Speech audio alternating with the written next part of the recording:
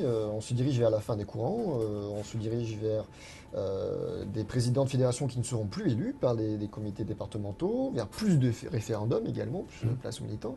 Est-ce qu'on n'est pas là face à une suppression d'une forme de corps intermédiaire qui placerait un chef au-dessus de la mêlée et puis les militants qui lui répondraient? Qu'est-ce que... Le président du parti, il doit être, il doit être garant de la démocratie du parti. Il y avait mieux, il fallait faire mieux. Il y avait déjà du mieux par rapport aux anciens partis qu'on a connus, donc c'est mieux. D'abord, le président est élu par les militants. Les présidents de département sont élus par tous les militants et pas uniquement par le comité départemental. C'est vrai que les mouvements, c'est-à-dire la droite forte, la droite juste, la droite machin, etc., tout ça doit un peu quand même disparaître, parce que ce qui compte, c'est pas quand même de construire des chapelles avec une nef qui s'écroule, quoi. À ce moment-là, c'est terminé. Donc il faut reconstituer le collectif. Il faut le reconstituer autour d'un chef. La droite, elle fonctionne aussi avec des chefs.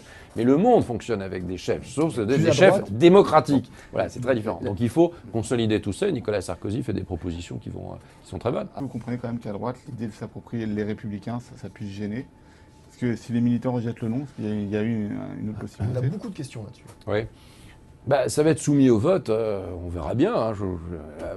Un parti qui soumet les choses au vote, il prend le risque de ne pas être suivi. Ce ne sera pas un drame. Hein. Si ce n'est pas suivi, ce n'est pas un drame. Parce que si on vit tout ça comme des drames, il ne faut surtout pas faire de primaires. Parce que là, le vrai vote, c'est les primaires entre nous. Donc il ne faut pas faire de primaires. Et alors évidemment, il faut faire des primaires parce que, et puis à un moment donné, il y a des gens qui seront battus, il y a quelqu'un qui sera élu, et ceux qui sont battus, ils devront immédiatement soutenir celui qui est élu. Donc c'est pas un drame. Si les Républicains, si les militants considèrent que c'est pas un bon nom, ils le diront.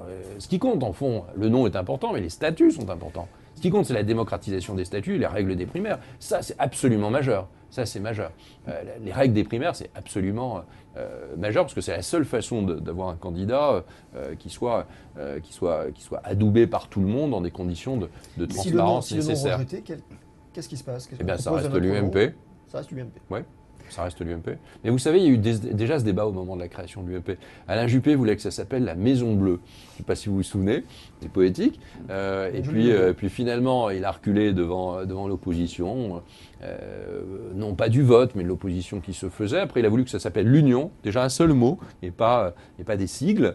Et puis finalement, c'est resté UMP parce que c'était parti comme ça. Mais c'est un beau nom, les Républicains. On ne s'accapare pas, hein. On revendique l'idée d'être républicain, on ne s'accapare pas. Quand le Parti républicain s'est appelé Parti républicain, non pas aux États-Unis mais en France, le Parti républicain s'était pas accaparé un nom, ça n'avait pas posé de problème.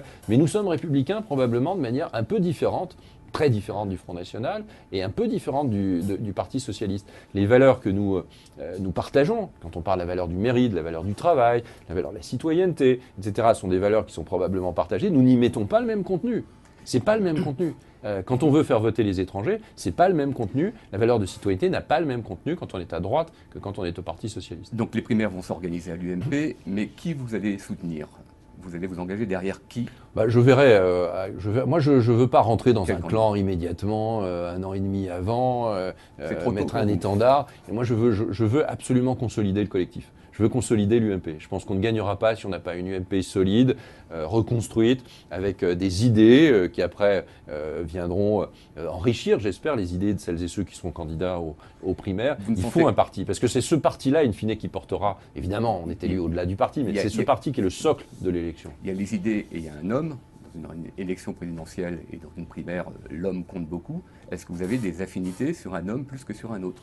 Moi, j'ai des affinités. J'aime beaucoup Nicolas Sarkozy, j'ai travaillé avec lui, et je vais l'aider autant que je peux pour réussir le parti politique. Je travaille avec François Fillon, qui ne s'entend pas bien avec Nicolas Sarkozy, mais je travaille quand même avec François parce qu'il a une profondeur d'esprit. J'ai de l'amitié pour Alain Juppé depuis bien longtemps. J'ai organisé un voyage en Allemagne avec Bruno Le Maire, on est allé ensemble discuter avec le gouvernement allemand. Voilà, je suis très à l'aise parmi toutes ces personnalités, qui sont des personnalités qui un jour peuvent prendre les rênes du pays, et il y en a certainement d'autres, et il y en a d'autres qui peuvent venir.